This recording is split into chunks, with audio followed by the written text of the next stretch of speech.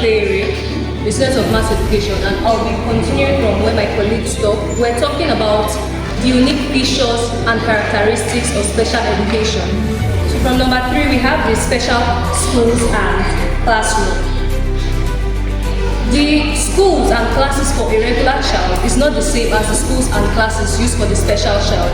Reason being that the special child, for example, some people with disabilities, for example the blind, you need a classroom that is spaced evenly so that they can be able to walk about freely without hitting any form of obstacle or bumping into each other. And also the blind, they also need well-lighted classrooms. Even the deaf, they need well-lighted classrooms. So all these special needs students, they need some special facilities and equipment added to their classrooms to be able to make learning more effective. Then we have the special method of teaching. It's not the same method of teaching you use in teaching a regular child that you use in teaching a special child. The special method of teaching focuses more on individualized instruction, meaning that you are focusing on the individuals one by one.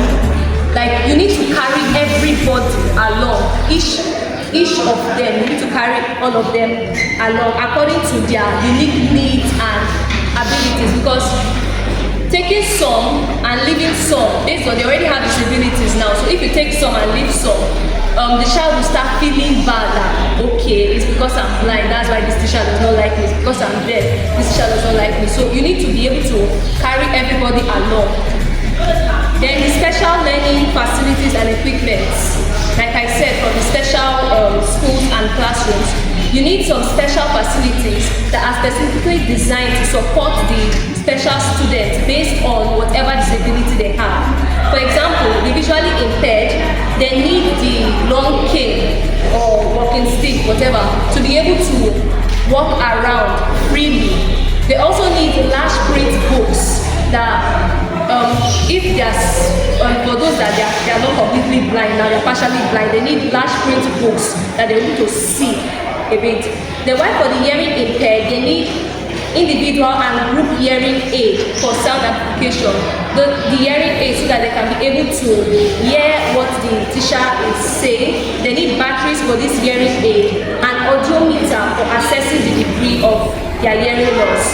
While for those with intellectual disabilities that have those that they don't learn as fast as the regular child, you need some equipment that will be able to grasp their attention and also maintain their attention.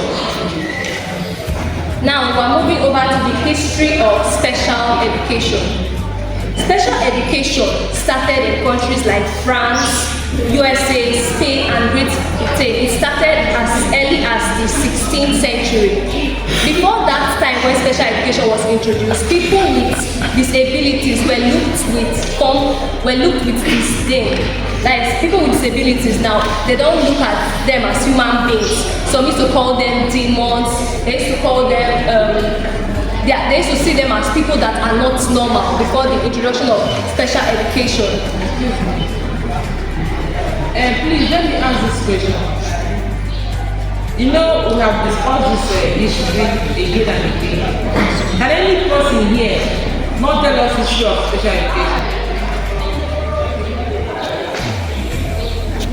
Anybody? Is there anybody that cannot tell us the history of special education here? If you know you cannot tell us that, just raise up your hand so that we can continue. You cannot tell us. You have not been in the class. You have not been in the class since. You did not listen to the voice note too. Please can we leave this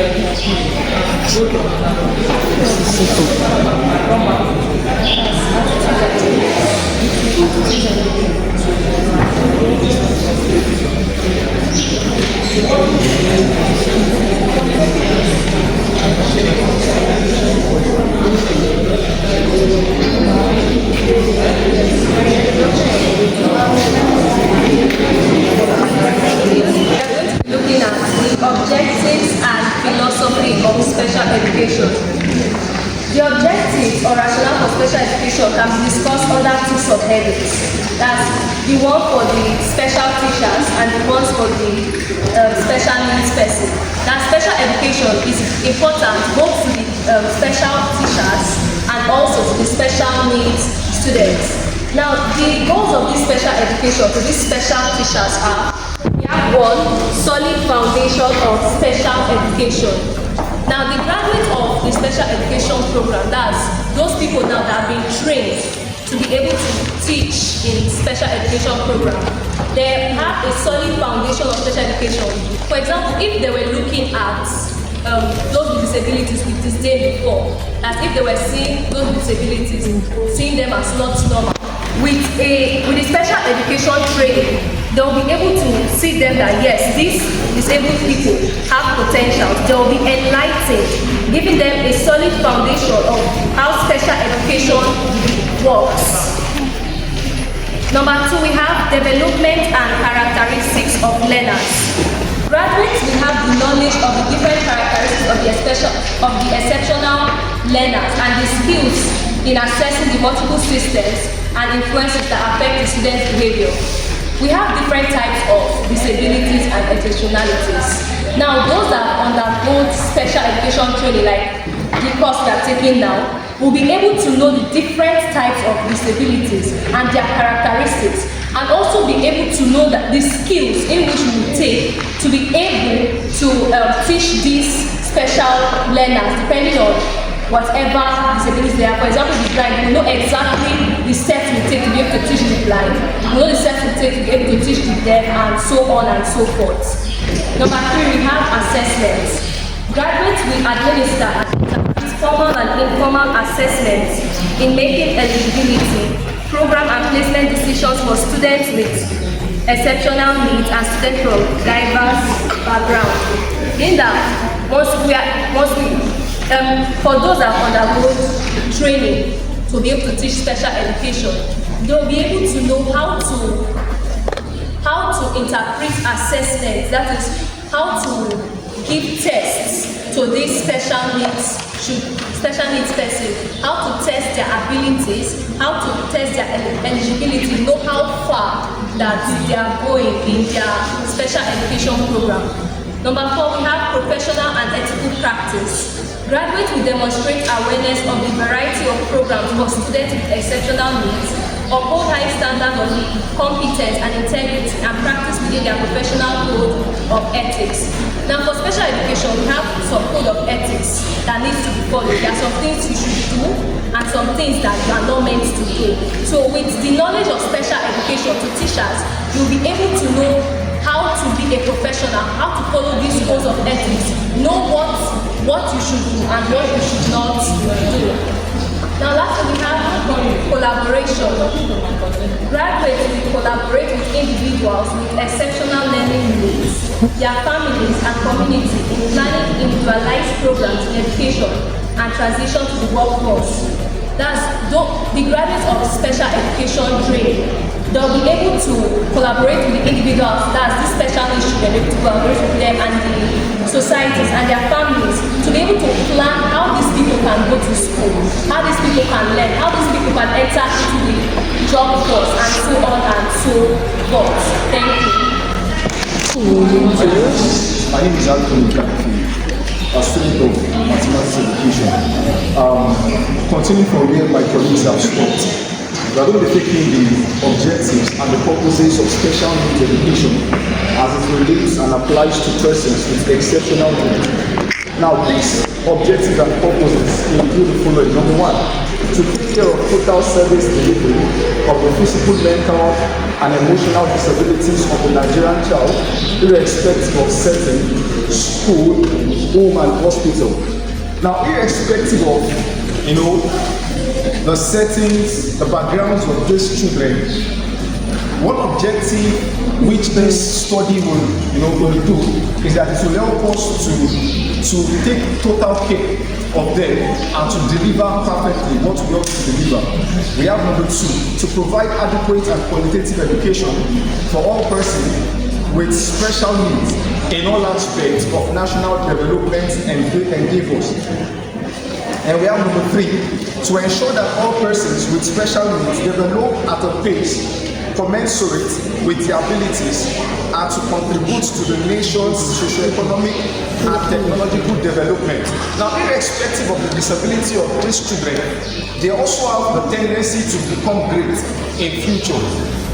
Like they have said before now, they are not supposed to be looked down at and say, okay, because they have one disability or the other, then we just conclude about their story or about their future. Even persons with disability, we've seen before now that some of these persons, you know, they make a mark even in their society. All right, we have number 4. To identify the dignity and worth of the human person and to utilize the residual strength to overcome the weakness. Yes, for every person, even those with disability, there is a level of dignity and worth. There's a level of strength that they possess, and we must help them to overcome everything that looks like weakness. We have number 5, to enable the Nigerian child acquire appropriate skills for global competitiveness in the world of ICT. And we have the next, to develop the child into a sound, effective, and productive citizen. Yes, as I've earlier said, every child, irrespective of their capabilities, can be, you know, effective citizens of the country. They can change one thing or the other, irrespective of how they are born. We have number 7, to ensure full inclusion of the individual into the community. This study will help us to take away the mindset of segregation. We will stop, you know, looking down on people with disabilities. For most of us, before this study, when we see persons with one form of disability or the other, we look at them with disdain, and it is wrong. It is wrong. We have to, you know, include them into the community and see them as humans. Yeah,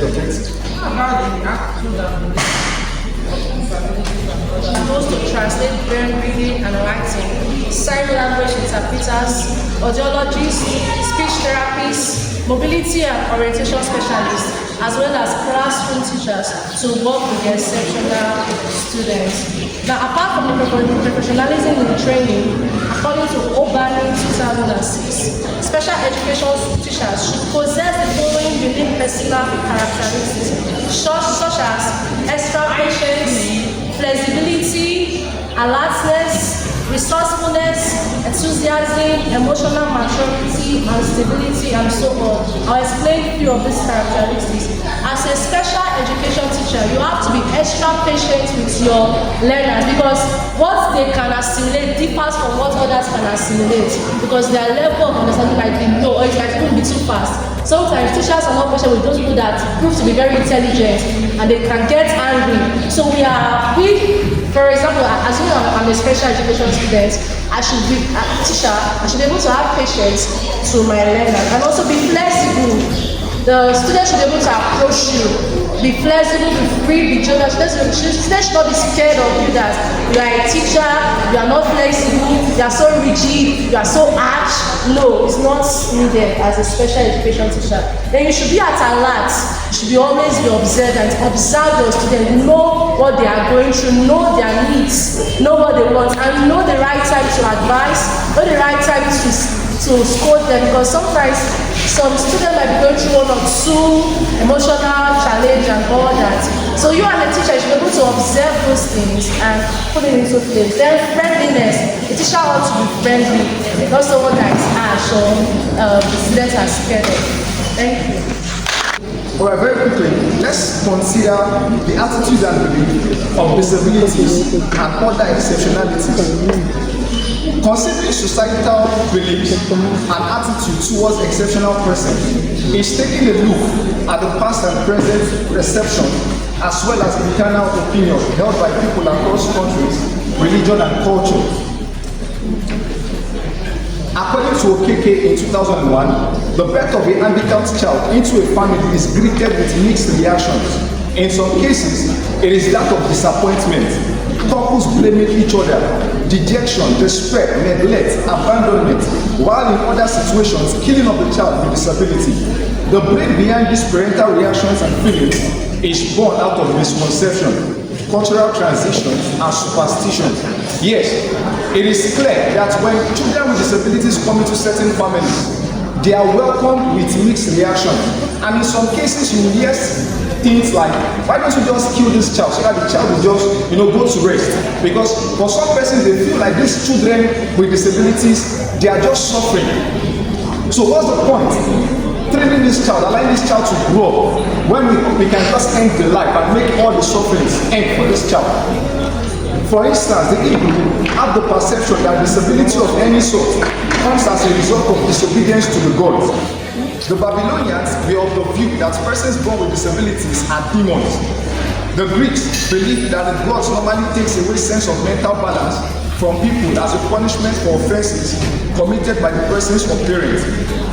Now, these are different beliefs from different persons, from different cultures and traditions. Some people believe that when a child is born with disability, it is as a result of an offense committed by the parents or even the children themselves, even though they do not know anything. They are just, little children who are just born into the world. Now, the Spartans placed much emphasis on economic value of human beings, and as such, any child born into that society must be physically and mentally fit to carry out services that are of economic importance to the government. To them, therefore, the birth of a child with disability is an economic shortage, and as such, the child is killed outrightly. I could remember back in our 400 level, we had taught a particular course in education, where I think that was history of education now, where we saw how that the Spartans, they raised their children. Right from the time when you are of a particular age, you are allowed to work. So when this kind of children are born into the Spartan culture now, they look at them in a way such that they feel like they are, a shortage in the economy. So there's no point keeping them alive. They just go ahead to kill them. In many African countries, the birth of a child with disability was said to be as a result of sin and wickedness, or attributed to divinity, and as such, they were most times sacrificed to the gods during certain festivals. That is barbaric. As a result of this series of assertions and perceptions, the following are meted to persons with disabilities in the society. Number one, devaluation. Persons with disabilities are devalued and seem to have no role and impact or place in the family or society. Number two, rejection. Members of their immediate family often reject them, as well as the larger society, in terms of education and employment. Number three, we have labeling. This is done by using the condition to tag them as saying that blind boy or girl, and this leads to emotional and psychological pain and torture on the part of the ones labeled. Yes, growing up, there are some of us here who would see disabled persons, even though some of those persons were older than us, and we tend to insult them sometimes. You can see someone who is, for instance, let's say disabled on the leg, and for some persons you look at them and you start calling them one-legged man, so stuff like that. These things, we do them not minding how the other person, the disabled person, will feel. But we are learning now that this thing can cause psychological and even emotional pain. We have overprotection. Most parents of persons with disabilities overprotect their special needs children, not allowing them access to others because of the fear of being mistreated. And then finally, we have denial. Before now, persons with disabilities were denied job, marriage, and political position because of misconception and wrong perception. If I ask now, how many of us would like to get married to someone with a disability? I doubt if anybody will agree. For instance now, there is no guy here that will see a girl who is blind and profess love to her.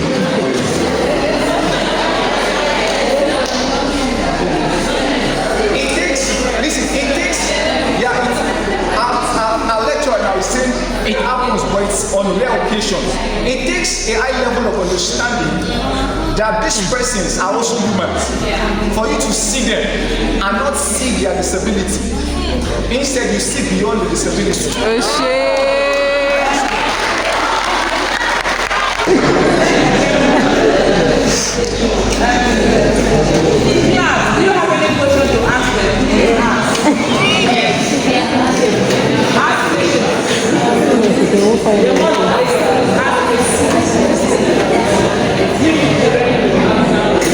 Please ask your question.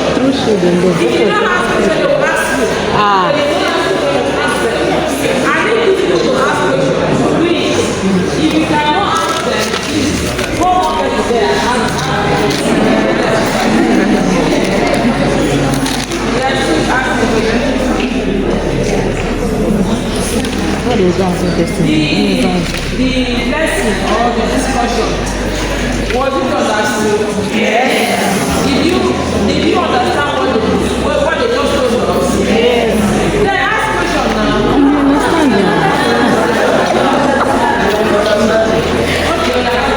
Yay! Point what was it? Please, mommy.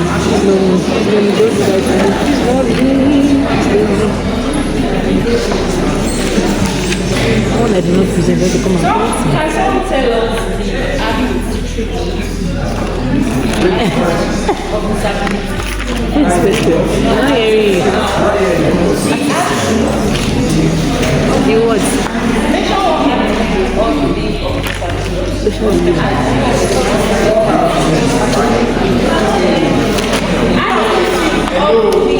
Mention one attitude of So what's exceptional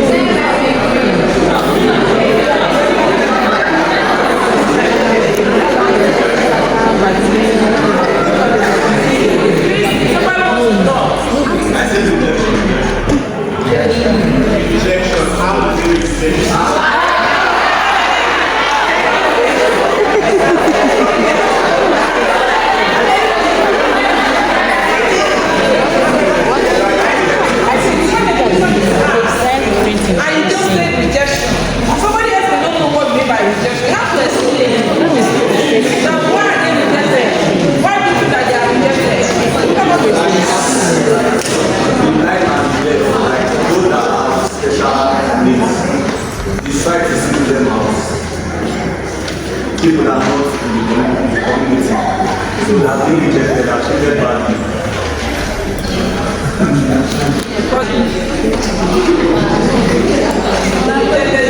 So they are treated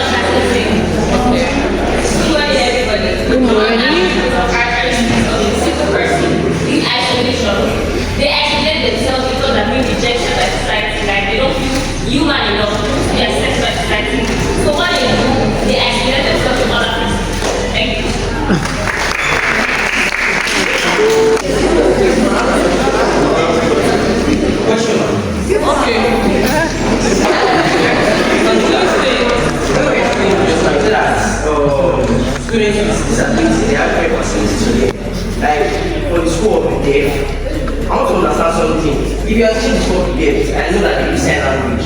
What about next students? How do you teach them? Okay. Like how my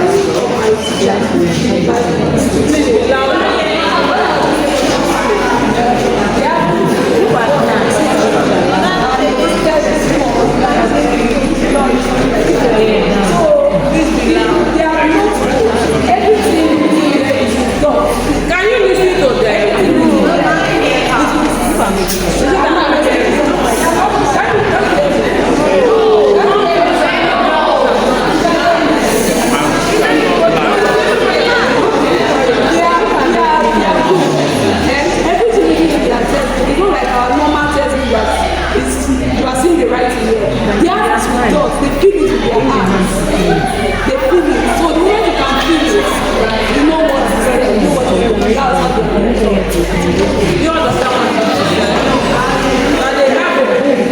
These books, when they place it, if they open the book, they will not do it like this. As they're doing it, they're pronouncing, they're reading it. So they read with their hands. They feel the words in their hands and pronounce before with their mouth. Because their mouth are not blocked. They can talk. Is that okay? Are you okay now? Do you have question? Okay. Good morning. So, also about like deaf people, but we're not focused on autistic people. So I want to understand how we are going to deal with autistic person in a class. I'm asking that Stray bullet. autistic person. The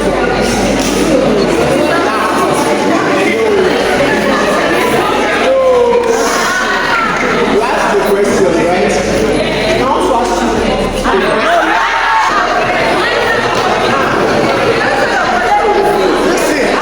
listen.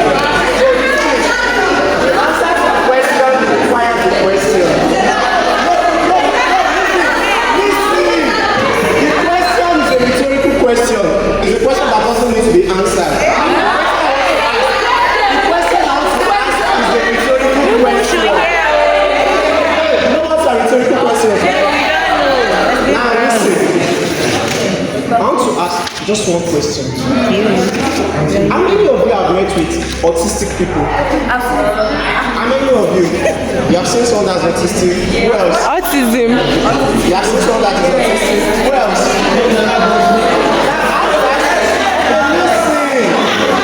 Listen. You have 12 people that have seen people that are autistic. Now, how many of us have seen blind people? All of us have seen. Now the thing there is that you see, when you want to like this in Nigeria now, we eat certain foods. The type of food we eat in Nigeria is different from the type of food you eat in other countries and this thing. Now, you have to focus on what is like rampant in the country, how you treat people that are like. You see, one thing about autism in Nigeria is that most Nigerian parents see children that are autistic as stubborn children. Am I lying? You'll be like, this child is possessed. If you have seen an autistic child and you are a Nigerian, your mentality will tell you this child is possessed. They will take an autistic, in Nigeria, they will take an autistic child. They will take the child to a pastor. Listen, they will take an autistic child to a pastor. Am I lying?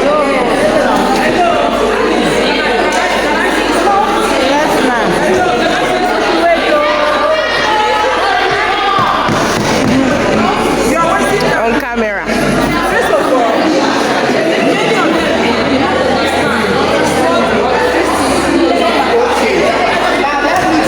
Let me start with autism. Me, as a person, I see autism as a made up bullshit. Calm down. Hello, listen. From my own perspective,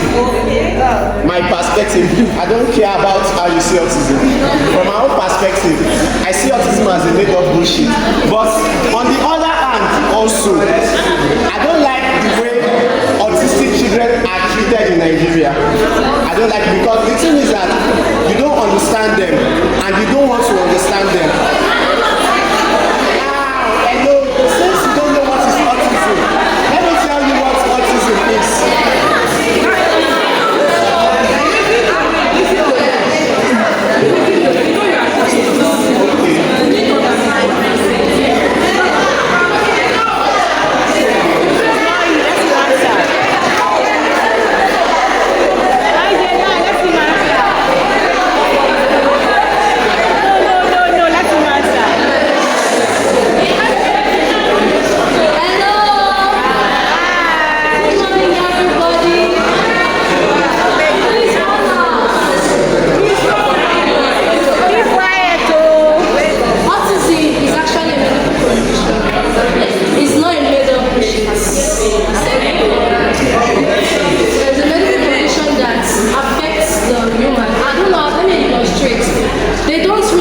They don't know how to communicate how they feel visually. They use their suffering from autism, maybe the person is angry. There is a particular sign the person will do. For example, now, if somebody is tense, just like this, I don't know how to explain that you understand, but I believe you understand what I'm saying. Like, the person is tense, the mother understands that my son is angry. He's making some gestures with the body. The person will not say verbally, like, I'm angry or I'm tense. They usually use their body to communicate. They use their body, sometimes they will use their tablets to communicate what they're actually going through. They're usually having tablets. If they cannot communicate verbally, they have a tablet that can communicate. If they are tense, sometimes they can just be, or they don't want to do something you're asking them to do. They're usually arrogant. Let me use that word. People that are suffering from autism, they're usually arrogant. Very arrogant. But it's not a bullshit makeup of us. It's a medical condition. The teacher understands the student. That requires extra patience. Now the teacher, they are trained. That's why they are trained in that aspect. Depends on the ability of the teacher. They are trained in that aspect to understand people with that disabilities. So when the person is doing like this, the teacher understands what he or she is referring to. The teacher understands the language. So they are trained actually to understand the language, the body gestures, the people with that disability give. Clap for her.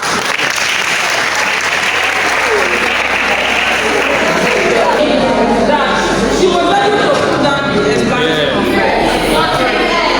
To make a bullshit. It's a bullshit. Are you listening to me? Yes, ma'am. Like in an exam, It's a bullshit. and you put that word down. Make a bullshit. Bullshit.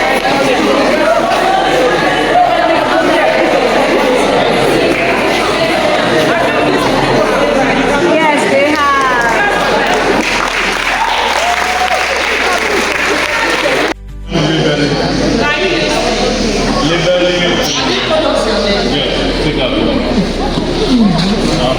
I'm talking about labeling in special education.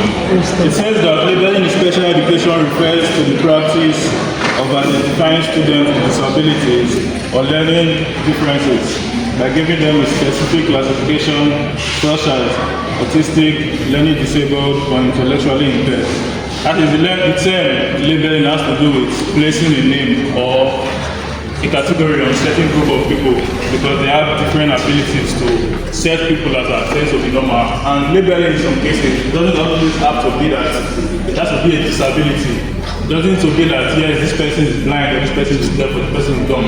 In some extra cases, there are people who has a higher IQ than the regular set of students or the regular set of people. Those set of people tend to be called special in some cases because those people have different ability to us. Those people now, you cannot take them to a normal class to learn the way we are learning. Like when I did my IT, I think when I was 400 level, there was a particular child. When I did my teaching practice, there was a particular child in that class that he had better understanding than everybody else. So if you give him the regular work that you're giving to everybody, it does it very quick. So when the principal found out that this child knows every specific thing about this class, he was taken to another class because he was tend to be special than the rest of those people. That particular child has already been labeled to be different from others. And the case of education that we're talking about, the label has to do with people that might be deaf or might be dumb. There are some universities where you will see certain group of people that this particular person can see, but he can't speak. But he's in a class with us. That particular person now, you will not teach him the way you are going to teach everybody here. You give that person a special treatment so that he will have the same understanding that we also will have. It says labeling serves as an important role in helping schools determine who qualifies for special education under laws like the Individual with Disabilities Education Act. Once a student is labeled, they can receive an individual education program which is known as the IEP, which provides them with specific goals, teaching strategies and accommodations that make learning easier and more effective. It says without a label, many students with special needs might be overlooked or may not get the resources and attention they require to succeed in school. That is, if we as the people now know that there are certain group of people, if The first person that was presented, the first group, where is my own personal copy that I'm going to score? You did not produce. You did not produce the thing that you did not present. If you don't have this one, that you give. who have specific conditions in the school and we fail to label those group of people, they will not be able to get the same understanding that we have, and in turn to tend to affect their education in school. And under this labeling in special education, we have advantages and disadvantages. And anything that tends to have advantage must also have the disadvantage. It says that labeling in special education has long been a subject of debate. While many educators, parents, and psychologists raise concerns about the risks of stereotyping and stigmatization, it is equally important to recognize the significant advantages that labeling offers when it is applied carefully and with good intent. And the first one we have here says access to specialized service and educational support, which means perhaps the most immediate and physical advantage of labeling is that it allows students to access the specialized service and accommodation they need to thrive academically and socially. In most educational systems around the world, including those governed by the Individuals with Disabilities Educator Act, which is ideal in the United States, the student must receive a formal diagnosis or classification to qualify for special education program. Even here in our country, we tend to see that when we go to specific places, or maybe we go to the hospital, or no, even when we came to school here, when we're doing our screening, there's a part that you feel when they ask you if you have any problem. If you can't see, or if you are deaf, or if you've gone through any specific sickness in the past, this is them trying to know that if this particular student should be labeled, or if this one should be given a specific kind of treatment to the other student. And the importance there is that once we know that yes, this particular student needs to be labeled, we will know how to treat him, hence making that student to have a proper education while in school. The second one says promoting clear communication among professionals. Another key advantage of labeling is that it allows for clear, consistent communication among many professionals involved in a child's education. In most cases, special education involves collaborating between general educators, special education teachers, psychologists, speech and language therapy. This is to tell you that in schools, there are two or different specific group of people that takes different courses or different cases. Say that some of them are general educators. These are people that they just come and they teach each and every one of us. Those people are tend to be called general educators. While the special education teachers, these are for the people that, yes, they need labeling. So this particular person, his own skill has to be focused on one particular area, which has to do with students that needs to be labeled. And the third one is facilitating parental awareness and advocacy. Especially in the country which we are all from, known as Nigeria, this country we tend to have, especially in the local areas, parents don't understand their children. They don't really understand what we do in school, or if we actually learn. It says that this particular special education, when they are being labeled, the school will help the parents now to know that this is your child, you cannot treat him this way, or this is your child, you don't want to do this assignment for him, you have to sit down with him, or you have to talk to him so that you'll be able to have that understanding. But parents nowadays, they don't really know anything that we're doing here, in as much as they send us our students that we go to school. And that particular thing tends to affect students which don't have that particular understanding that we students have. Thank you.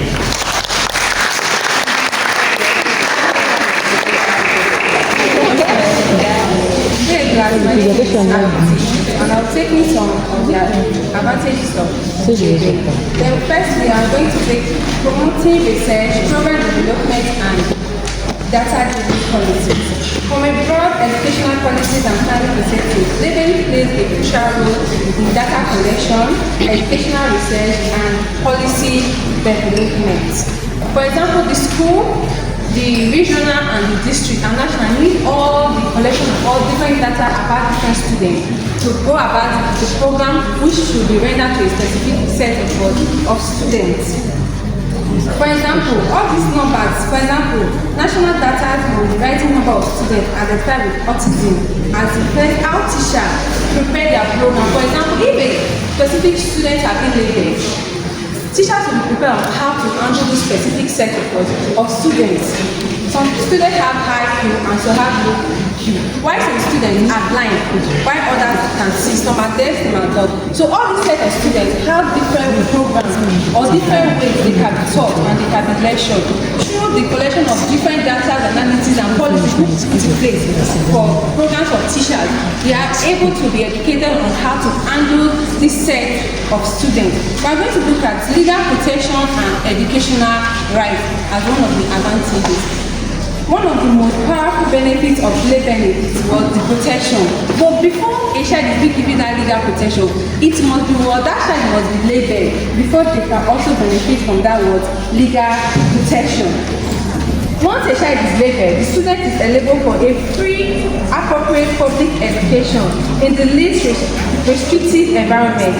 This means legal terms means that the students have the right to learn aside their non-disabled peers when possible, and to receive instruction to meet their individual needs. The school must follow due process, provide regular assessment, and ensure that the parents are involved in decision making. There are sometimes these students, for example, let me go with the crippled one.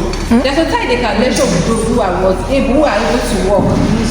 So this legal protection enables them to be protected whenever they are given the opportunity to learn alongside with those who are physically able to work and learn.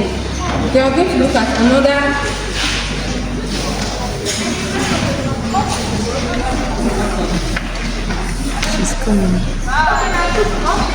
advantage is supporting identity, self-awareness and growth. This is used when responsibly. While often are seen as negative, label can also support a positive sense of identity for some students. When presented in a respectful and powerful way, a label can help students make sense of their experience and understand that challenge is not their personal failure. This supporting identity and self-awareness means that, okay, some students will like, oh, I'm labeled, that means this because I can't accumulate well, I'm a failure. No matter how hard I try, I will not make it. But through the supporting, they are made to understand that it's not that they can't do it, they can actually do it, they can be brilliant, they can do anything. But just like, they are quite different in such a way. So it's not all about their failing, but just all about how they can meet up to their work, to their standard. That is like every to create awareness. If you don't create this awareness, they will move away from academic activities. They will shy away, and some of them might end up saying, okay, I don't want to go to school anymore because I'm a failure. It's not that they are failures, it's just that they are only disabled and labeled. So with encouragement and make them understand that they are not failures, this will enable them to be involved in with academic activities, and this can be done by the parents showing support and love. Also the teachers being there for the students, making them understand that they are not failures. Then number 7 is ensuring teachers preparedness and instructional design. Label helps teachers to prepare more effectively and inclusively lesson. When the teacher knows that the student has been identified with a particular learning or behavioral need, they can make thoughtful adjustments to curriculum, instruction and assessment. So the way a child who is being taught is different from the one that have been labeled and being taught. For example, a child that is blind, you can't come to the board and write for such a child. There is a way and pattern which you can use for such a child. And also, their instruction, you move from your normal instructional ways to other instructional ways, to bring other instructional ways that will enable that child to learn appropriately and get understanding of what has been taught them. Then we can, let's take another example with those that are deaf. Those that can't hear you clearly. If you are teaching them, you can use the symbol, but there are ways we use our hands to communicate with such a student. Normally, you can hear me clearly, and if I speak, you can hear. But those that can't hear, you use other means to communicate to them to ensure effective communication between you and the students. So teachers make sure they go into proper planning when teaching all those label students, leaving the normal way they are taught and going toward a specific way that will make sure that these students understand what they are being taught. Then we move on into the disadvantages. I'm just going to take one disadvantage before my colleague come up. We have stigmatization and stereotyping. One of the most cited disadvantages was stigmatization and stereotype. For example, now they're like, my peers are laughing at me, I can't do this. My peers are looking down on me. People say this, people say that, oh, I cannot do this, I don't want to go to school. They are being frightened of what their peers are saying, of what people are saying, of what people are doing to them. So people, this label today, some of them are being bullied, which is not wrong. So all these things make them to feel inferiority complex. They can't speak hard, they can't do anything, they are just there. You know, they don't love learning, but they are inferior, they don't want to associate with people because people like dislike them. People say all sorts of things, insult to them. That is one disadvantage of label. Thank you.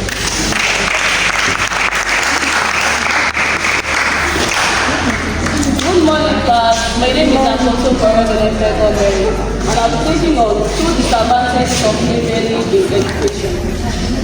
Disadvantages also means negative impact or outcome of labeling in children. Number 1, we have social isolation and peer rejection. Social isolation.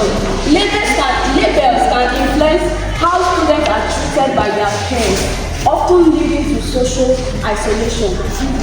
In this case, because the children have been labeled blind, deaf, or dumb, they will be isolated from their rest classmates. They'll be like, I'm blind, I don't want to talk to this person, she can see. I'm deaf, this person can hear, let me just be on my own. So because they are labeled, they'll feel so isolated. I don't want to mingle with these people, I don't want to mingle with them, they will laugh at me. They can see, they can talk, they can hear. I cannot see, I cannot talk, I cannot hear. So they'll be isolated in the classroom. So this is the negative impact and the result in labeling a child in the classroom. We also have peer rejection. In some classrooms, not everybody are good.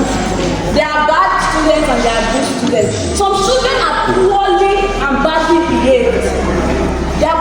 Some children are born naturally poorly and badly behaved. You will see a child who just go and be teasing the other one.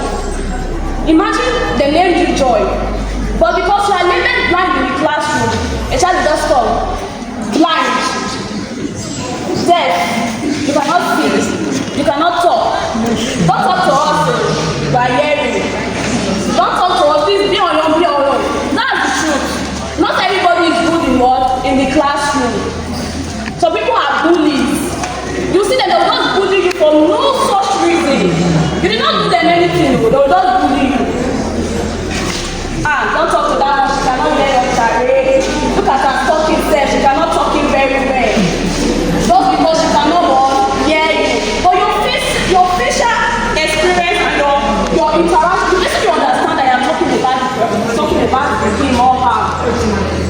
Your facial expression, the way you do, imagine you just walk into the class that she will know you are talking about her.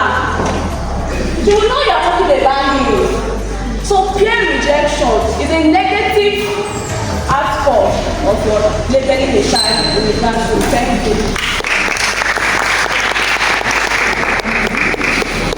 Good morning, class. My name is Miss Oyo Ashanga and I'll be talking on the conclusion.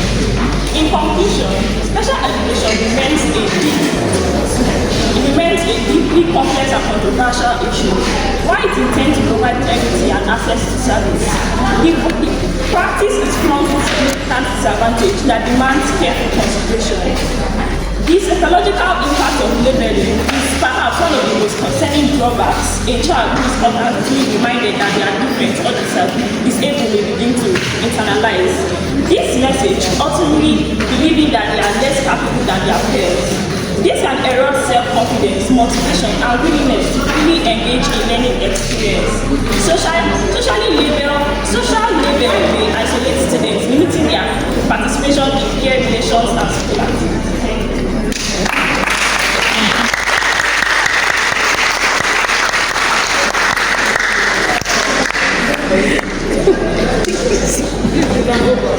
You edit the video now. Try. Yes, they do. And I want you to put more effort. And I want the next group that's going to present to do better than you. Let me tell you something.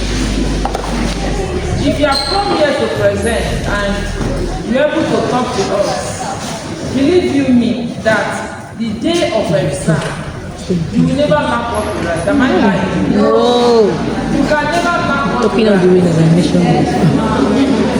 Be able to put something down. Yes, I asked people to select three persons that can talk. That does not mean that the best people should not relax. They should not do anything. They should not read, they should not even know anything about the course. You are teaching yourself. Because on the exam day, the people that presented very well, they will write very well and pass very well, and you will fail. Do you understand my point? It's just because of time, not everybody is supposed to talk. They will not have much time. So that is why we said, let's go. Then the people that will come and talk, let them talk very well. Then some of them here now that are seated here, say that after all, I'm not going to talk. So people say that that they cannot stand up. And meanwhile, if they say come and collect something and the sickness will make them they will not be finding out. So what am I trying to say? All this what I'm doing is to encourage you to do this. Just encourage you. Read your book. As you are reading this book, you still read other courses.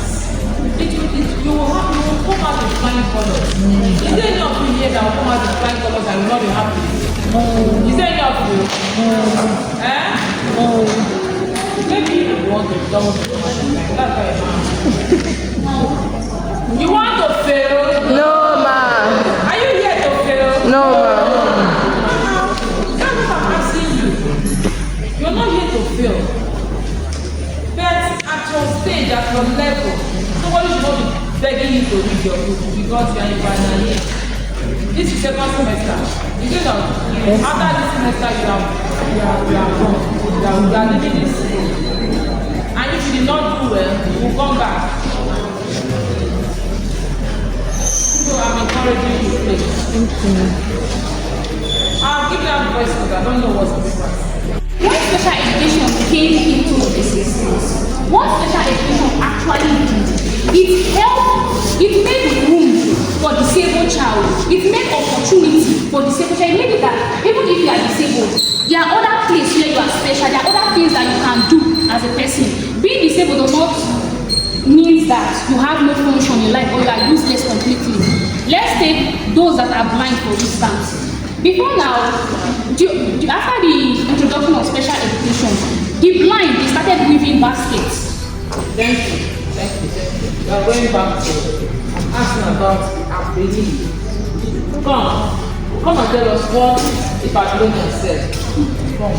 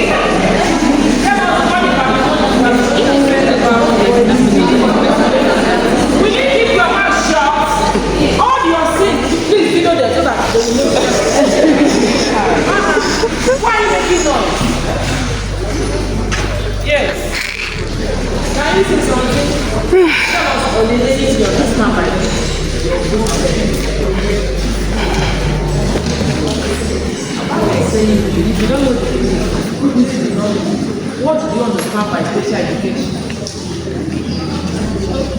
My name is Agri. Special education. They are just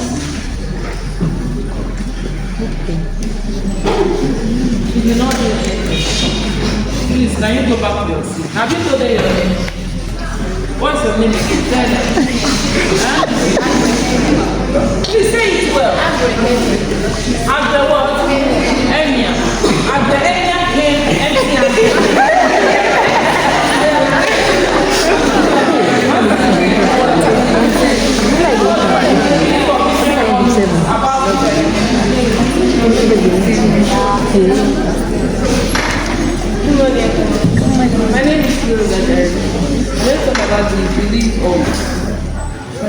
in a different country.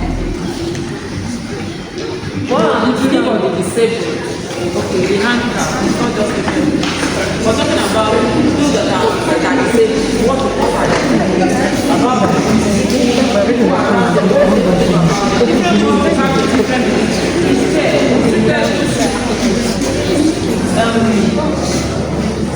people that are disabled, their own beliefs in different countries. There are some countries that have their own faith and their own beliefs. For example, the handicap. They have this strong belief that they can do anything with the help of some people, like the help of people that are well-built.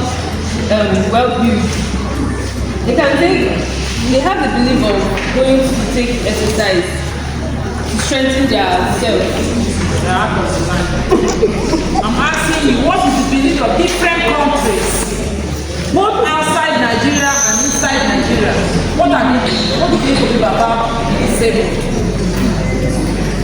One can understand that they believe that they can, with the help of others, or with the help of special teaching, they can grow or do whatever they want. Are you seeing the reason why people should work hard? Yes. Are you seeing the reason why they should work hard? Yes, ma'am. Now we're talking about the belief. Assuming this question is asked in the exam, you'll be flowing like it's not nonsense. You have something to say. What did you say? I have come and tell you. But if you did not rescue your group, you will fail. Come on.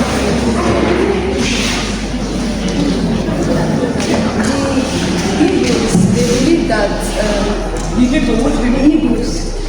they believe that children with certain disability are formed as a result of punishment from the gods. While the Babylonians, they believe that children with disabilities are demons. So they treated them anyhow, and their belief, their perception about certain So if you are not of them, what does it say?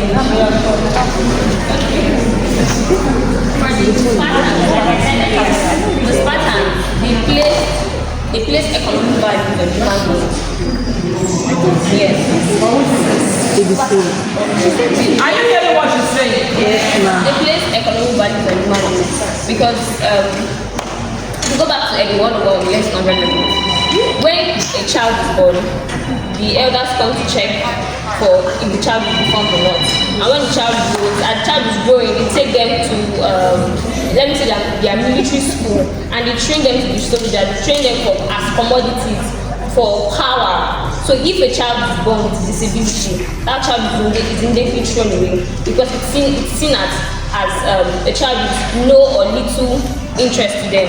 Then for the Yoruba, a woman, first of all, growing up, because I grew up in Lagos State, and growing up, a pregnant woman is not allowed to walk about anyhow. And if you have to go out, they put this pin on their navel area, meaning it's the word of evil spirits. And if that pregnant woman gives birth to a child that is disabled, it seems to be that the child is seen to be a curse, or starts to sing a curse, or maybe the person disobeyed the gods. That's what these are the beliefs of some of people in Africa. And I was thinking of the national policy on education.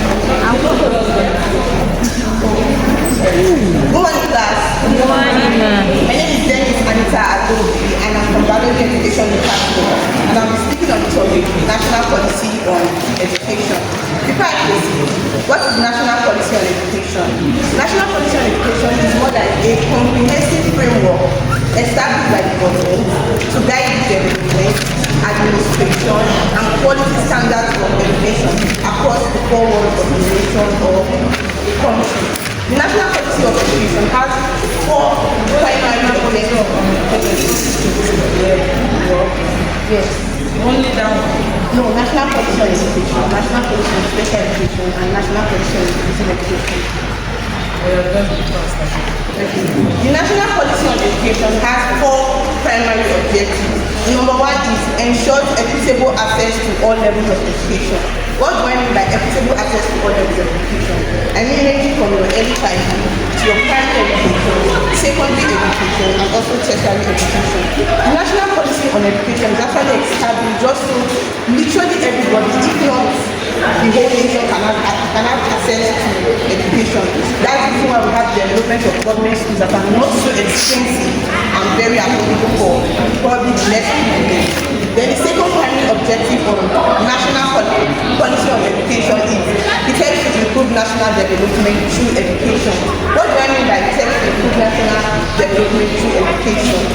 We live in a digitalized world now where literally almost everything is made possible. You can determine the death of a person, the time of death, you can prepare, and then you're talking to somebody like continents apart. You can literally talk to anybody, anytime, anywhere because of digitalization, and that's only made possible through education. Just like Westerners that has brought in so many innovations into our countries, where we have new equipment and machines and apparatus for helping to refine oil, where we have our computer system, our smartphones, and so on and so forth. So, national policy on education actually helps to improve national development. And then the third primary objective of national policy on education is that it fosters unity and cultural diversity. What do I mean? Say for instance now, in a classroom of 100 people, we have people from Yoruba, people from Isoko, we have people from Shekiri, and so on and so forth. We have people who have various religious beliefs. We have the Islamic religion, we have Christians, we have Muslims. Bringing together all these people will make us understand the other person's belief on life, will make us understand the other person's belief on society, and so on and so forth. And then the fourth primary objective of national policy of education is that it improves the quality of teaching and learning. What do I mean by it improves the quality of teaching and learning? Say for instance, we are in a place where there are noises, like different several distractions. We'll not be able to learn, isn't it? But the national policy on education creates a more conducive environment for learning in terms of apparatus. Take for instance, like why a computer science teacher that wants to teach computer science as a subject. Should I say, facilitation of more computers in the computer lab will help you teach those students more better. Because like they say, practice makes perfect. If you're just teaching that in a computer, you press this, you press that, while you are seeing the systems in place, it will help you teach the students and then they understand better. Moving forward, the national policy on education actually addresses various aspects. Number one is curriculum development. What do I mean by curriculum development? We all know what the curriculum is, what is to be taught, how it's to be taught, the instructional material that has to be used to teach this subject, and so on and so forth. Secondly, we have teacher education and professionalization. What do I mean by teacher education? The fact that we are teachers does not make us resistant to learning. Just the way students are learning, same way we teachers are learning. There are situations whereby a student might know a particular thing and then the lecturer does not know it actually. So the learner is supposed to educate the teacher and then the teacher should educate the learner. It's a vice versa situation.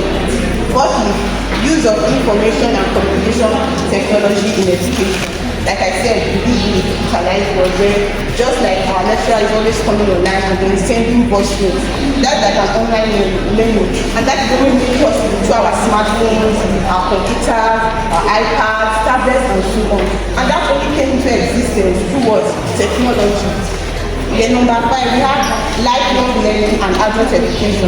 Just like I said before, learning is a continuous process from early childhood, primary, secondary, tertiary, institution, and so on and so forth.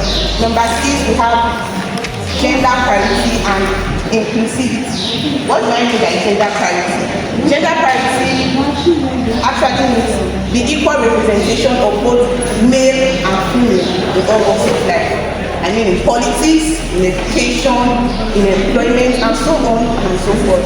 Basically, we live in a nation where the majority, if not all of them, actually believe that a woman's place in the kitchen and in the bedroom.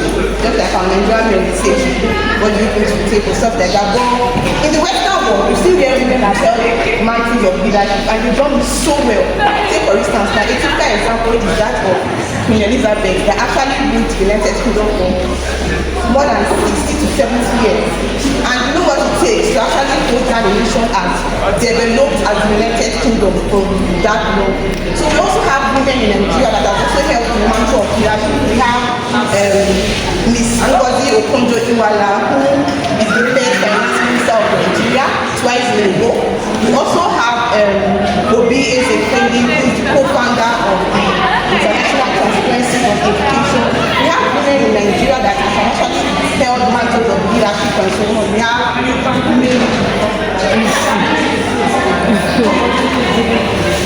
so we have Mr. DELSU, who is like the expert for our one-time president back in the actually studied the Queen of Schools. So we can see now that if we actually come together and say, okay, women are not just meant for this particular situation, we actually come together and say, okay, women are meant to be equal in all aspects of life. We can find that there will be more development, that their potential will be more harnessed, and so on and so forth. Moving forward, we have examples of national policies. We have the United Nations Convention on the Rights of Persons with Disabilities. This is an international framework. It is not common here in Nigeria, it is common in places like Malawi and other African countries. We also have National Special Needs Education Policy Guidelines implemented in countries to guide inclusive education practices. Before I forget, national policy on education is also based on inclusivity. What do I mean by inclusivity? Just as the word implies, inclusive, for everybody to be included. You cannot say, okay, because you are from a particular background, you cannot join us, because you have a different social belief, you cannot join us. Inclusivity means everybody here will be included, irrespective of where you are from, how you feel, what you believe, your background, and so on and so forth. And then lastly, we have the national policy for special education in countries like Nigeria. This policy addresses challenges such as accessibility, teacher training, and availability.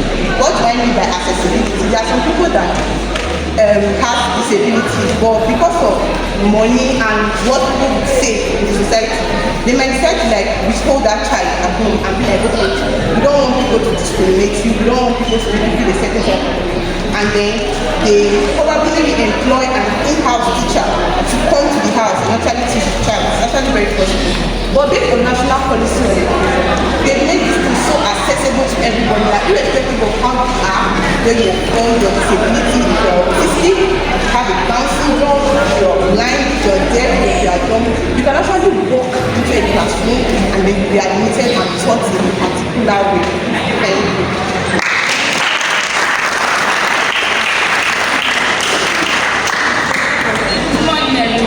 My name is Edu411, and I'm here to talk on the national policy on special education. But before I go on, we have been discussing special education, but what of the word national and what of the word policy? Once you hear the word national, it means it's within a country, right? Like within Nigeria, within USA, within whatever, it's within a country. Then what then is a policy? A policy is a set of guidelines, rules, or principles that guide decision making and behavior within an organization, a government, or just within an individual. Just like when we're in 400 level, when we entered this school, there was orientation day for us, right? You go there, they will give you the policies of the school. They will tell you don't involve yourself in prostitution, drug abuse, respect your lecturers, and all that. Just telling you the do's and don'ts of the school, things you're expected to do and things you're not expected to do. In a layman understanding, policy is just simply do's and don'ts. You can just say it's modus operandi. Everybody have their ways of doing things. Even in a family setting, there can be policies there. Like in some families, they can say that once it's 6 o'clock, you cannot step out. Is it not? Yes, that is just what policy is all about. There are people that cannot dress shabby. It's their policy. You cannot kill them. That's why you do this, the way they like doing their things. So national policy on special education we have been discussing these things that it's just the education that concerns people with impairment, disability, the deaf, the dumb, and all that. Is it not? Yeah. So the national policy on special education is just simply a group of people, an association or an organization that is just meant on the guidelines, the rules, tell you the do's and don'ts, the equipment and everything that are necessary in teaching people with impairment and disability. They also work together to support their rights. The national policy on special education focuses specifically on rights and needs of learners with disability, the blind, for them not to feel inferior or that there are agencies that back them up, agencies that support them, that you are blind doesn't mean you don't exist, you are human also. So this national policy on special education, they have their goals. One of the goals of this national policy on special education is parental and student involvement. Like last week, a group was discussing on labeling, and they were just focusing on the negative aspect of labeling, that the students will feel somehow, they will feel God knows, the people that can see and God will like me because I am blind. Labeling also have advantages. Yes, because if you label all these children, like for them not to be in diverse schools, like in this school now, as we are in the class, there are 5 blind persons. They are just learning with us. They will feel somehow. But once you label them and say, you are blind, no, please, this school cannot support you. You have to go to the school of the blind. There he will go there and see fellow blind people like him. They will feel together, learn together, and they will learn what? Effectively.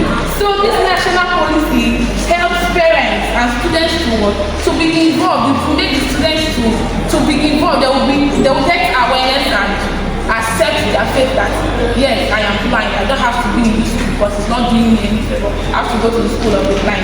I can't hear. I have to go to the school that can make me to learn effectively. Another goal is that it ensures that individuals with special educational needs have access to quality education tailored to their specific requirements through the awareness. Make sure when they know that look at their special needs, they have to go to special school, then make sure that they have the access. They will tell them, look at where the schools are situated, look at. Another one is that provide specialized resources, personnel and infrastructure necessary for effective learning. Like you were talking about people in mass education, we're talking of the people in the school of the blind that they use specialized kind of book. It's not just our normal book that is taught. Yes. So it's this policy that ensures that all the infrastructure, you also talk about rights, that there must be in a classroom where there is like enough light so that they can at least for shadows and all that. It's this policy that ensures that all these things they are made available for them in their schools. Advocate for societal inclusion, equal opportunities and the reduction of barriers faced by individuals with disabilities, identification and assessment. That one leads us back to that labeling again. You don't have to go to the school of the blind and you expect to see that can see in the class. Is it possible? No. You just go there and know that it's blind people that are here. You identify them easily. Another one is accessibility and accommodation. There is no way that people that are in this class, all of us, we cannot hear. Then I will be hating on you or you will be hating on me. We are the same, is it not? Can get the purpose that? No. We are all the same. So then we have the ability to accommodate one another because they face the same challenge. Another one is training and professional development. In this national policy for special education that train special teachers, there is no way normal lecturer, like our lecturer, there is no way she can teach us to be special teachers. Can she teach us to be able to teach? No, she really know how to teach normal people. So it's this national policy on special education that will teach special teachers on how to teach these children impairment and disability. So the key components of this national policy, they have vision and goal. There is no organization that can just exist without a goal, without a vision, just a group of people answering a name and they are not doing anything. No, they have vision and goal, which means one of their goals is to ensure that the education that normal individuals, those people with impairment also receive. People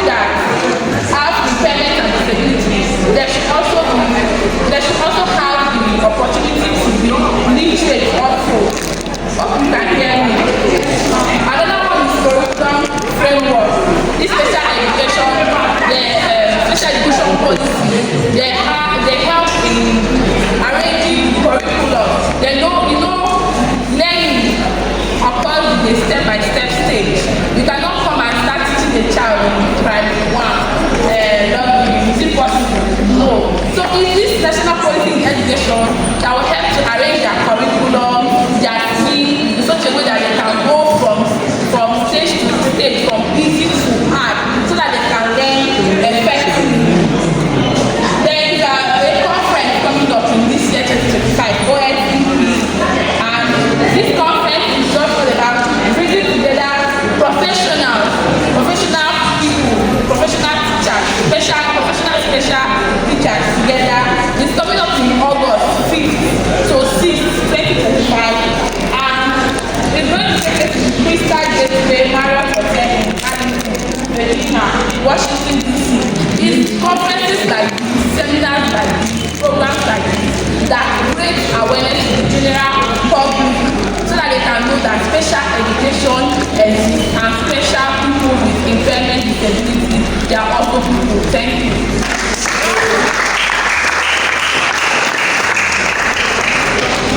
Good morning, class. Good morning. My name is Edu411. Now we're talking on national policy for. Now we all know the policy for regular education and special education. So what is inclusive education? First of all, what's the word inclusive? Inclusive means including everybody. That everybody is excluded, there is no exception. So in this type of education, advanced philosophy that all students, irrespective of their condition, physical, mental, intellectual, linguistic, religious, they should all blend together in the same mainstream education. This policy is simply say that just because a child is, let's say, physically impaired, like a student with one hand, or a child that cannot speak good English, that is only fluent in dialects, these are some people that cannot speak English in school, they can only communicate in their tribal language, or students that they are very, they are fast in thinking, there are students that they have internal problems, sometimes they are eating down, they front their face and everything. These people also learn the same environment. For example, we have this inclusive education is mainly like a stream that has different sections for different people with different disabilities. There are like some schools that will have just one school for this, like school for the deaf, school for the blind. But this inclusive is general. You have room for normal students, you have room for physically challenged students. Like I have a sister that she does not talk and she does not learn. But the school that she attended, that she went to, they have room for regular normal students. They have for black, then they have for their own section. Then during break, you see how they come together to play together. That's the benefit of inclusive education. They are not discriminated just because of their ailments. Then we have the objective. One, to eliminate discrimination and promote equality in education. One thing about this education is that it does not support stigmatization. Just because they have some certain disabilities, they don't stigmatize them, like they don't carry them along. They all come together, do things together. You see them do break, the ones that are tall, the ones that are blind, they all play together.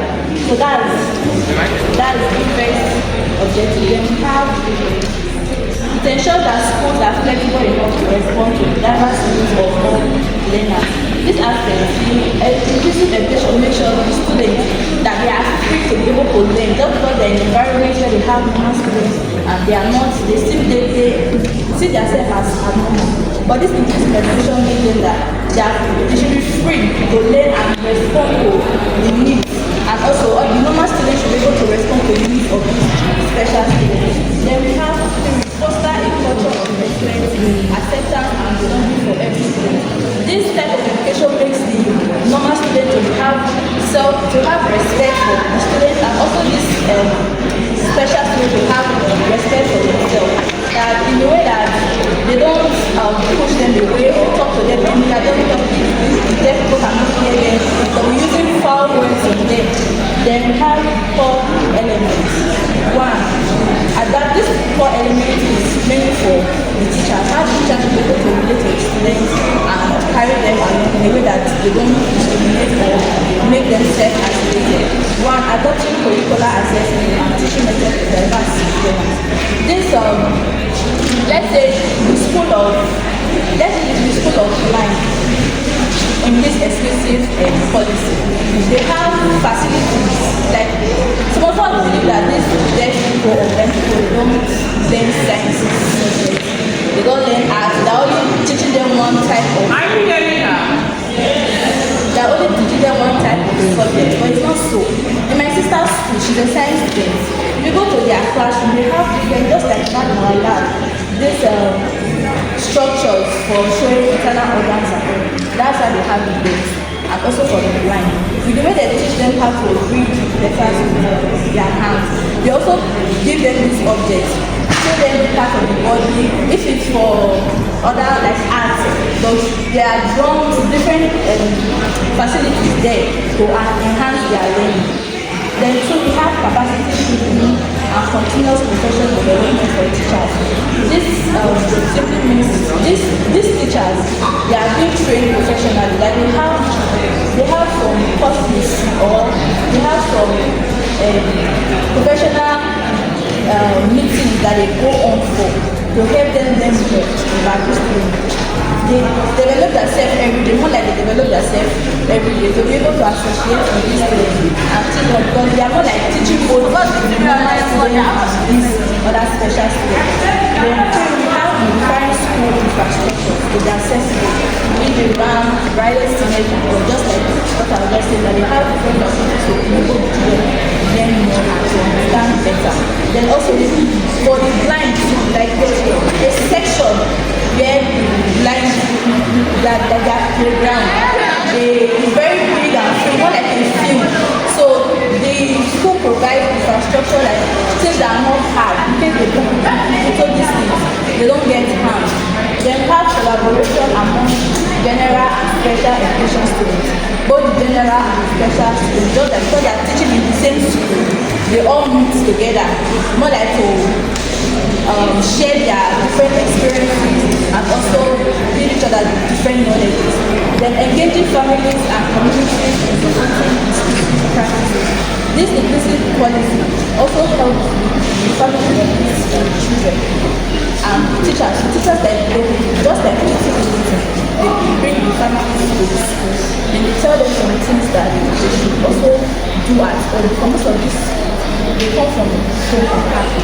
But when they get to school, that the school is a very conducive environment. It's not there discrimination or they are being stigmatized.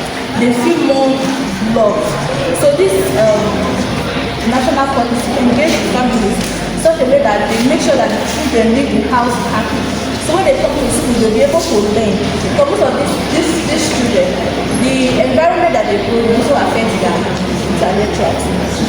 Then just like normal regular education and special education, inclusive education promotes a system for all. Everybody is being carried along with the same educational curriculum. They don't teach this subject to the students and leave it to the other ones. They all bring them along. You can ask, like the application that you ask the clients to, you'll be surprised that this person knows this thing. That's right. They all bring them along. So with everything this said, I hope you understand.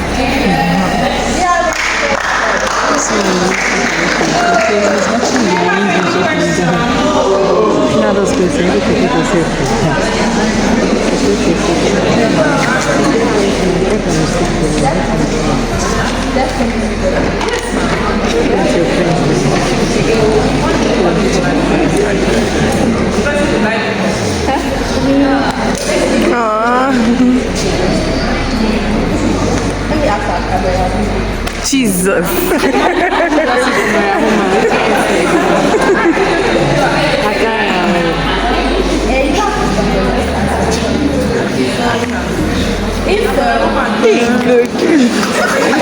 If you are being referred to, because I'm using it. How to do with regular students. So if you are being referred to inclusive educational school, and probably they are giving you a session for universal. So yeah, they have a section for that. How do you, what are your attributes like up to the student to make sure that they know that yes, you are being very free with them. Like you know something like maybe that to teach, make it promote, maybe because no say promote can't go they gossip or something I would understand. So how do you teach them in a way that they don't have that kind of mindset. Okay. Good morning.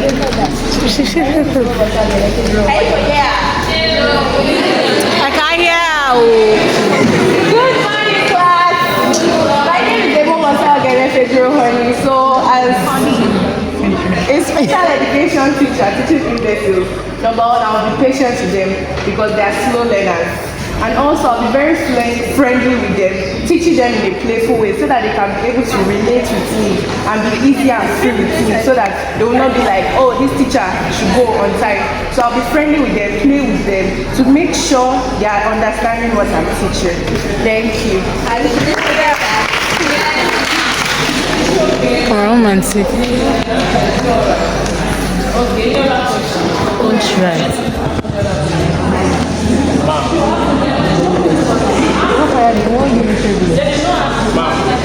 I ask question. Somebody ask question. Somebody ask question.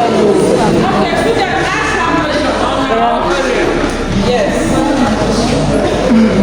Hey everybody, my name is Edu411. According to what she said from the introduction and everything, she went very well.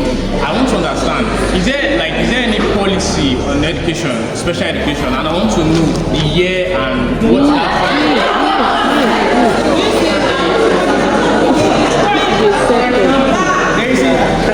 for example, there is a national policy on education that says every person is supposed to be given free education.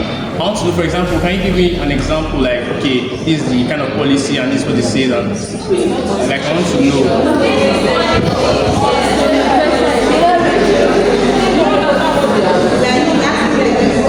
Yeah, like basically there is no because it's just the topic is very limited number one. Second, what is going online? So what's the end of special education?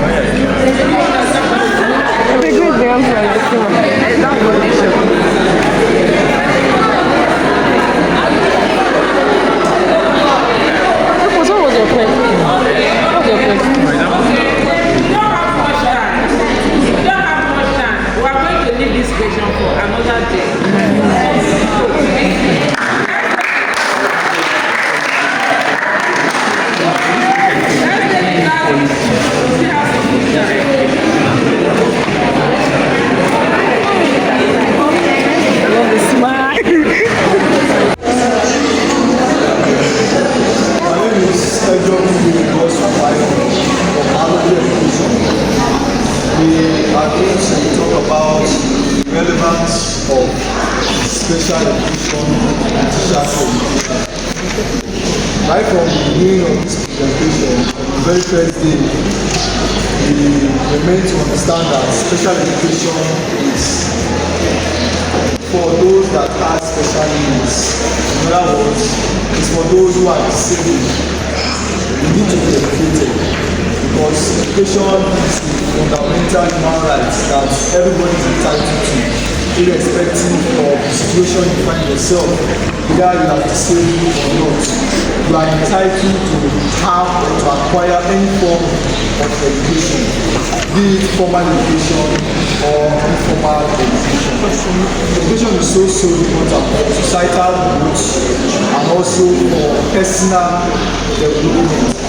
So, no matter the form of disability you have, be it being blind or deaf, you are entitled to undergo any form of education. Now we are going to talk about the relevance of special education in teachers' education. In other words, what is the importance of special education in teachers' education? I'm going to consider 5 importance. The first one is inclusive education is the goal. Some of our colleagues that came here earlier talked about what the word inclusive means. It means every person in the group or comprised of everything. That's what the word inclusive simply means. So everybody, be it those that have different forms of disability or those that don't have they are entitled to what? To undergo a form of education. And that is what modern educational philosophy encompasses or comprises of. So the teacher education program must prepare these teachers for them to be able to create and also to manage an inclusive classroom environment. A classroom environment that encompasses those with disabilities and those that does not have any form of disability. This is one relevance of special education and teachers education. Now the second relevance is legal and ethical imperative. Now what is legal? Legal simply means rules. In other words, you can say policies, regulations. Many countries, they have laws and policies that mandate inclusion of students. Like in Nigeria, yes, we have laws, we have policies that says that every disabled individual must undergo a form of education, must be educated. So teachers need to be aware of these legal actions, these legal obligations, so that they can understand how to implement them effectively. This is another relevance of special education to teachers. Now the third one is meeting diverse needs. Those that are disabled, they have needs. Those that are blind, they can't see, so they need to be helped. Those that are lame or those that are dumb, these ones need to be helped. They need to be assisted so that they can acquire knowledge. So teachers need to be trained so that they can take note of individual needs of these students and see how they can strategize different forms of teaching methods so that they can effectively educate these individuals. Aside that, also students also come from different backgrounds, they come from different cultures, and also they have different learning perspectives.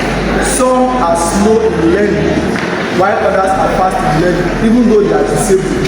So teachers need to be educated, need to undergo a special education training so that they can address these individual needs and create a supportive learning environment for their students. Now the fourth relevance is collaboration and communication. Special education training highlights the importance of collaboration between parents and teachers. We all know that parents also play an important role in the education of their children, because these children, after coming to school, they go back to their various homes and they spend most of their time at home than while in school. So these parents, they know a lot about their children. So the teachers want to collaborate, want to communicate with the parents of these disabled individuals so that they will be in a better position to assist these disabled students. So this prepares the teachers to work effectively as part of the team with the parents to support students with disabilities. Now the fifth relevance of special education to teachers' education is early identification and intervention. Teachers are often the first to notice the signs of learning difficulties or developmental delays in students. Because when the student comes to school, it is well noticed by the teachers that this particular child cannot write.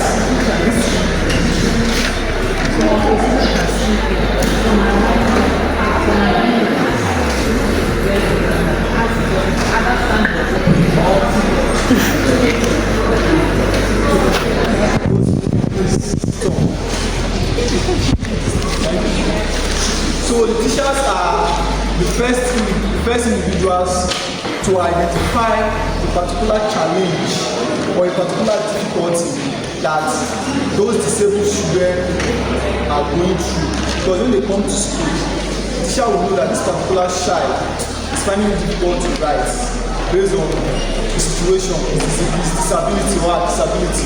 Or this particular child is finding it difficult to comprehend what I'm trying to teach because of his or her slow learning capacity. So teachers identify these things first. So special education training equips the teachers to identify these signs early on time at the same time to make the needed step or assessment to help these students to better learn. Now, another relevance of special education, teachers education is supporting positive student outcome. When teachers are adequately trained in special education, students with disabilities, they benefit a lot. Like what some of our colleagues have already said, when teachers are trained on how to assist the disabled ones, these disabled students find it easier to learn, to carry along in class, to be able to communicate with their peers. So they will not be left out in the classroom. It also boosts their self-esteem in the classroom. So these are the few relevance of teacher education, special education, teachers education. My next colleague is going to talk about more relevance.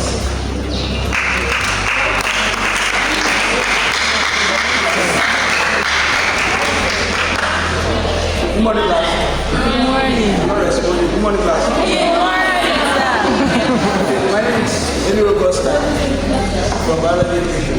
So I'll be talking more on the relevance of special education. So number 6 of them is assistive technology. The word assistive meaning if you are doing some certain things, you need a helping hand to it, right? Let's say, for example, now we have devices that are being developed to help these disability students. For example, we have wheelchair. Like you cannot just say, okay, because this child is crippled, we don't have means for this child to be involved in whatever he or she wants to do or to go to school. The person will just be at home. So there was a development of wheelchairs so that they are able to move. So this is a means of mobility for them to be able to also participate in every activity they wish to participate in. And also, we have other ones like speech to text. Let's say, for example, that people that they can't write. So there is a device already that has been made that you can actually speak to it and it generates the text for you. Are you with me? Yes. Like now, okay, let me just give a brief illustration to what I mean by speech to text. Let's say, for example, you have your AI. When you ask your AI a question, it gives you the details of what you need, right? Yes. Are you with me? Yes.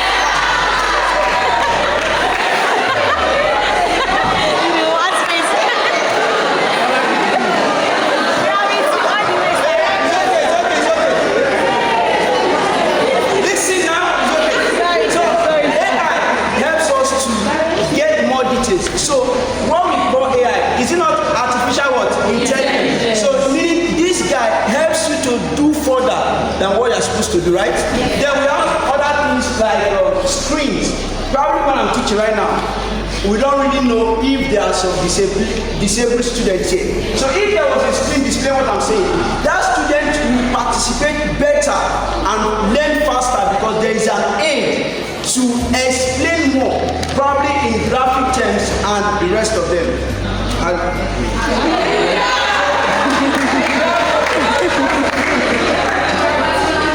then we have another one, accommodation. This I won't go further because many people have spoken about teachers being accommodating.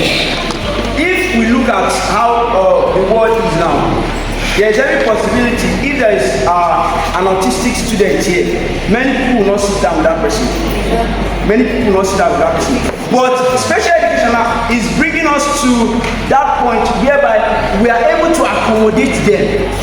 We are able to accommodate them so they can feel that sense of, okay, yes, I'm still human. So we have to have that mindset of accommodation. Then we have another one, universal design for learning.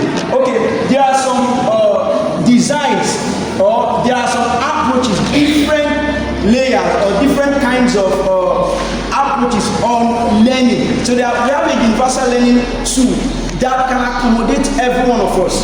If we come now and then I start teaching particular something, and then there are some people that are not getting what I'm saying, you will see that it will seem like there is a division, and then probably I'm just talking to first line. And then if we now see some teachers who are now teaching in a class, that's one example to know that this person is not trained. A teacher that will just come because the first row is listening to her. She's not paying attention, or he's not paying attention to the next person. That person is not well trained as a teacher. Are you with me? Because we need to develop a UDL system that can accommodate everyone. It's a universal design for learning. And then I think we have one of them, the what on how learning is done. For example, now we have audios. We can make use of audios. An audio is an approach, also is a universal learning that even you that is not disabled, you can listen to audios, right? You can, are you with me now? Yes, sir. Those can still listen to, and then people that cannot hear clearly. For example, now if there was a disabled student here now that can't really hear well, if there is a system here, an audio system or a speaker that can speak louder than my voice, sure you see that the person will be feeling involved, right? Yes. But if as I'm talking now, the person is not hearing me, the person will just say, what am I even doing here? Because he or she is disabled. Are you with me? Yes. Then we have printed text. Stand up, stand up.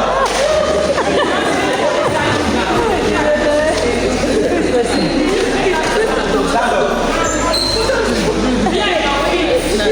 I'm your lecturer for today's time. Right. So, it's okay. Yes, stop it.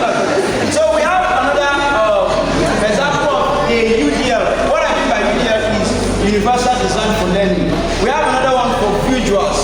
Let's say, okay, most times or in our recent world now, we see that even without being disabled, you see that most children, they can learn very fast when they are growing up, and then you give them a tab, and then they are watching videos.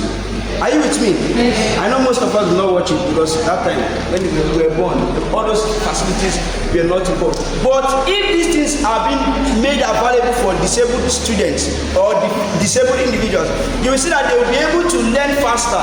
For example, there is a tablet, the person is watching a video. I know very well that there are some of us that are here, we might not even learn better when we are in class. Most of us will go online, browse, right? Yes. Until we see that thing that we are talking about. Let's say, for example, now I'm teaching you the heart. Are you seeing my heart? No. Are you seeing it? You're not seeing it. But if I bring a picture, a visual that you are seeing, you now know what I'm talking about. So we are even without being a disabled student, we already we are disadvantaged because most of the things we are being taught, we are not seeing it. Are you with me now? We are not seeing it. If we have visuals, if we have a universal design that can accommodate everyone, that even if you're not seeing clearly, when you see that colored something on the board, it will stick to your brain. Most times, most of us, we remember things when we see them. Okay, let's talk about support. Okay, let me speak on the advocacy. Advocacy is the word advocate. Our parents act as advocates that can help us to speak on right, and then there is a right that is guiding this thing in Nigeria. There is a law which is individual with disability education at ideal in the US or in Nigeria discrimination against persons and disabilities prohibition at 2018. It ensures that special students have free rights. So this kind of law now acts as an advocate speaking for disabled students. It helps them to say, okay, despite what is happening, we are already standing with you. Are you with me now? Like most of those disabled students, when you see them, their parents is always standing with them, no matter how that person is disabled. So the mother acts as an advocate to that child. Are you with me? Then I will speak on the last area, which is reducing stigma and promoting understanding.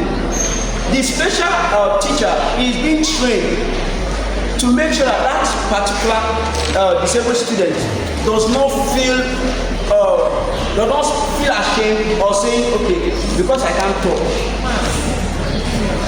Because I can't talk, this and it. But the teacher is trained already to know that, okay, this particular student does not do well. So the teacher comes there and helps the student. So in this area now, you are reducing stigma and fostering understanding to that particular student. Thank you.